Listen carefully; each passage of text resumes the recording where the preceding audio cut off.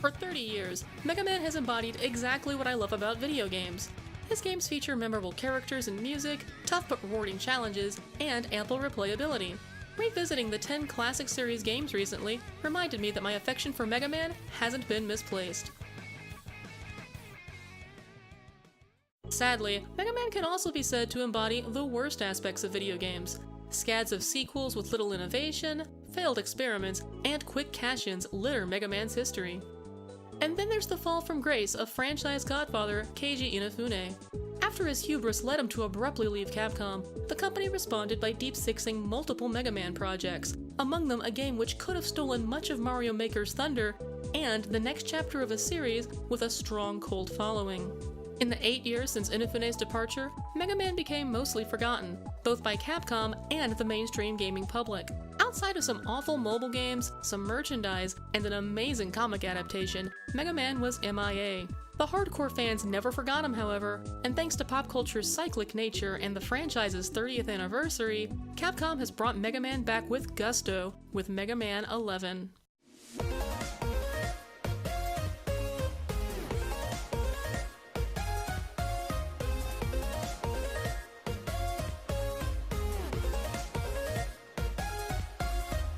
Given everything that's happened to the franchise, and how much gaming has changed in the last 8 years, Capcom had a tough balancing act to perform here.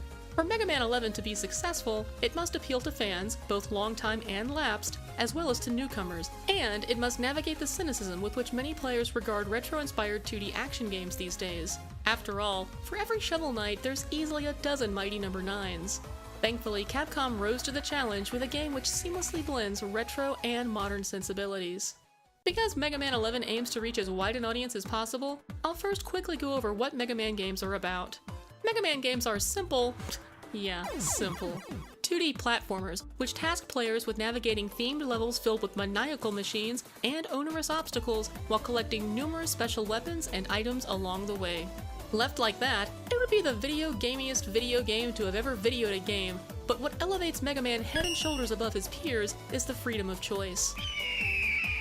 The first several stages of Mega Man games can be completed in any order, allowing players to not only determine the best way to ease themselves into their quest, but to discover how best to utilize their growing arsenal. Every boss is weak to a specific weapon, and figuring out who's best beaten with what is a big part of Mega Man's appeal. As mentioned earlier, these concepts set Mega Man apart from other action and platforming games, but what distinguishes Mega Man 11 from its predecessors? After all, it's got 11 in the title, so obviously this idea has been done 21 times before. Well, that's where this game's unique mechanical contribution comes in, the double gear system. This system, which is available from the beginning of the game, allows Mega Man to temporarily enhance certain attributes. The speed gear allows Mega Man to move so quickly that everything around him appears to slow down. This mode is a godsend for new players and lapsed fans who may not be quite ready to, say, flee from a forest fire at a moment's notice. It can also be used to quickly rack up damage on enemies, making it an excellent way to take advantage of breaking an enemy's guard after a charge shot. If beating foes fast is the goal, though, the power gear can really help Mega Man tear through baddies. This mode strengthens all Mega Buster shots, unlocks an additional level of charge, and most importantly, allows Mega Man to make like his little brother X and beef up his special weapons. The speed gear may help players get through the game, but the power gear helps players master it. Finally, both gears can be activated together when Mega Man reaches a crisis state, and let me tell you, few things are more satisfying than finishing a fight with a last-ditch desperation attack. You can't get much more anime than this. Of course, abilities this useful can't be used with impunity. Activating either mode causes Mega Man to slowly heat up, and overheating causes the system to burn out completely until it fully cools. Also, activating both gears at once comes with an even bigger penalty. No double gear access, no charging the Mega Buster, and no firing more than a single shot at a time. Unlike the single modes, the double mode can't be cancelled once activated, so while it may be the best shot at solving a problem, that problem better not still be standing after Mega Man fizzles. If all of this sounds a little complicated for a simple, retro-inspired video game, then rest assured in the knowledge that using the double gear system isn't necessary to complete the game. Like the many weapons Mega Man accumulates in his adventures, double gear is merely a tool, and the choice of using it is left up to players. Just don't expect the game to go easy on players for choosing the noble path. Mega Man 11 stages range from yippee to whoa whoa whoa whoa whoa to oh come on. These are classic Mega Man levels through and through, with big mid-bosses, well-placed snipers, and iterative level design which slowly acclimates players to new obstacles before really bringing the pain. Unlike those in past entries though, Mega Man 11 stages never feel unfair. Sure, there are some parts where the collision mapping on the environment can get a little weird, but a distinct lack of gotcha moments keeps it from devolving into a trial and error fest. And when all else fails, the double gear system can always help players maintain an edge over a situation. Bosses, on the other hand, may catch lax players unaware, because they're also equipped with double gear. Some transform, some go ham, and some... okay, that's just creepy. The rabbits are coming, hooray, hooray. The rabbits are coming, hooray, hooray. But they also still possess patterns and tells which can be exploited once learned. With this knowledge, special weapons, and double gear, every boss is doable from the get-go. And of course, to the victor still goes the spoils with what is, hands down, the best weapon selection of any Mega Man game ever. I am not kidding. Sorry, Mega Man 9. Get blunt, Metal Blades. These weapons cover so many bases, it's crazy. Bounce Ball is a spread shot that ricochets. Block Dropper knocks aerial foes to the ground harder than Pokemon's Smackdown. Pile Driver punches holes in even the toughest defenses, but it's best used to be more like X. These weapons are amazing on their own, but once the power gear gets involved, Mega Man becomes unstoppable. Acid Barrier goes from cool to amazing. Tundra Storm becomes a full screen clear, and Chain Blast turns into a real mustache curler. Jamie wants a big boom. Best of all, weapons can now be selected using the right analog stick. This makes flipping between them a breeze and preserves the game's flow. This isn't the only quality of life improvement either. Mega Man's Good Boy Rush now has its own dedicated buttons, and every button can be configured as players see fit. For those players who may still struggle despite all of this, Mega Man 11 features a variety of ways to make the challenge more manageable. The shop system included in many recent Mega Man games returns here. Extra lives, energy tanks, and special protection items are available, as well as several permanent upgrades like those in Mega Man 8. These include options as basic as making charge shots bigger, and as powerful as allowing Mega Man to move normally during speed gear mode. Mega Man 11 also comes equipped with 4 difficulty modes. Newcomer gives Mega Man infinite lives, tons of checkpoints, infinite insurance against pits and spikes, and much more. Casual makes lives finite and instant death hazards lethal again, but keeps checkpoints plentiful and enemy placements reduced. Either way, level elements and boss fights remain the same, so regardless of what hardcore fans may say, these modes are completely acceptable ways to enjoy the game. Besides, those players have their own difficulty to tackle if they think they're so tough. Superhero. In this mode, minor enemies are tougher, extra enemies are added, energy pickups don't appear, and bosses become much more threatening. Enemies do continue to drop currency, however, so players can still stock up on energy tanks and upgrades to even the odds. Whether newbie or veteran, all players can also find something to enjoy in Mega Man 11's extra challenges. Besides the expected time trials and boss rushes, there are quirkier objectives like pushing this tank enemy as far as possible in a minute, and getting through levels with as few shots or jumps as possible. I'm not a fan of the latter since I don't play Mega Man games to not jump and shoot, man, but I do enjoy watching the top-ranking replays for them. I mean, look at this! This is crazy cool! The ultimate challenge, though, is Dr. Light's Trial, a multi-room gauntlet of insanity that I still haven't completed yet.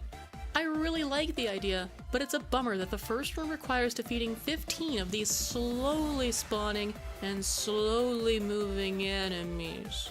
Starting here after every failed run really kills my drive to keep on keeping on, and it's not even the only room guilty of being more boring than hard.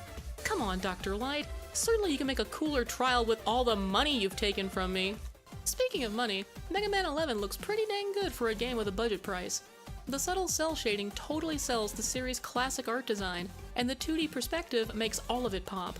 Also, the backgrounds often offer cool vistas and fun tidbits.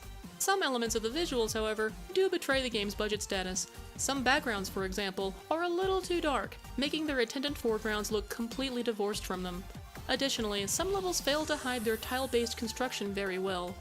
Bounce Man Stage is the worst offender here.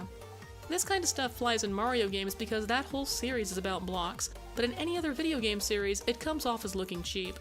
The sound effects can also lend to this perception. They sound stock, but previews revealed many of them were made through Foley, something this series hasn't dabbled in before. Novice sound direction becomes apparent quickly because Mega Man 11's sounds, while realistic, are often limp. Tell me, does this sound like a 230-pound robot boy hitting rubber balls? Then there's the most divisive part of Mega Man 11's sound design. No, not the voice acting. The English track is fine, though Mega Man sounds older than he looks. Double gear places great strain on robot systems. I can take it, Doctor. I want to do this, no matter the cost. Hook me up! And the Japanese track is always there for purists. だが、お前の体に大きな負荷をかける危険性がある。僕なら平気です。博士、それを僕に組み込んでください。No, I'm talking about the music. And I'm going to spend a bit of time on this because I know that old and returning Mega Man fans know how important music is to this series. Now, I'm neither a musician nor a music connoisseur, so I lack the knowledge to accurately describe my thoughts on Mega Man 11's soundtrack. I must further preface this by saying I've listened to this music both in and out of the game, through both my TV and my headphones, and with both default and custom audio settings. With all of that said, here's what I think of Mega Man 11's soundtrack. I wish it was better, but I'm not sure how. Many of the composition's melodies lack a consistent intensity to the point where I'm not even sure I can call them consistently present at all. I feel like just when a track starts to get catchy, it shifts into some weird ambient sequence.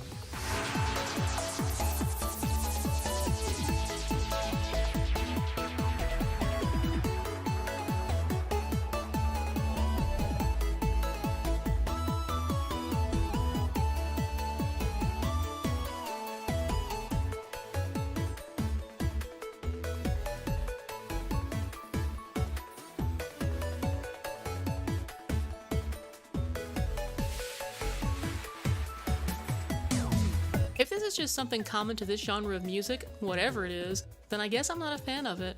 If the problem is in the compositions though, then why are the special pre-order tracks so good?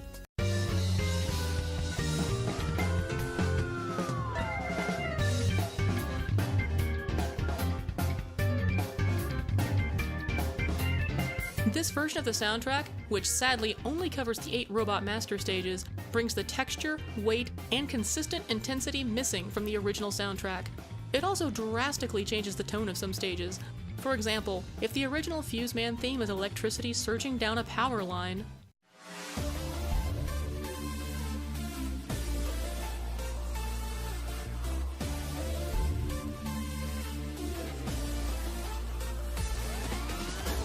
then the piano track is lightning dancing in the distance, heralding a coming storm.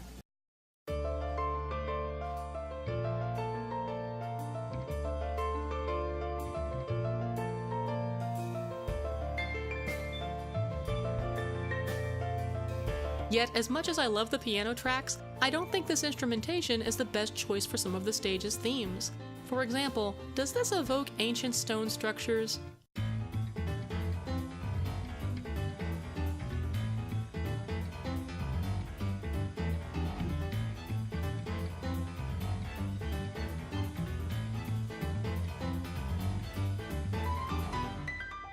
So again, I wish Mega Man 11's soundtrack was better, but I'm not sure how.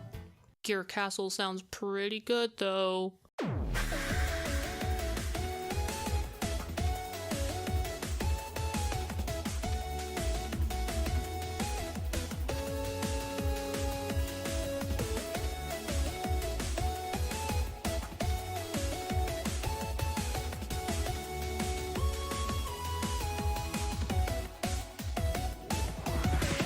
I also wish Mega Man 11 was a bit longer, but that's less an indictment of the amount of content and more a testament to how much I don't want the game to end.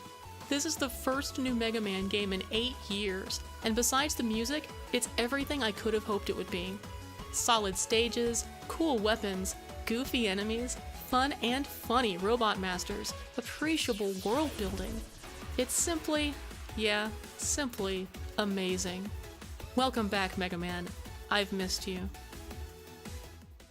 Hi, this is Miss Ashley. Mega Man 11 is pretty cool. I was so excited for it, I made a whole series of quick Mega Man videos leading up to its release. If you like your power copying heroes a little cuter though, I have a playthrough of Kirby's Adventure you can check out. See you soon.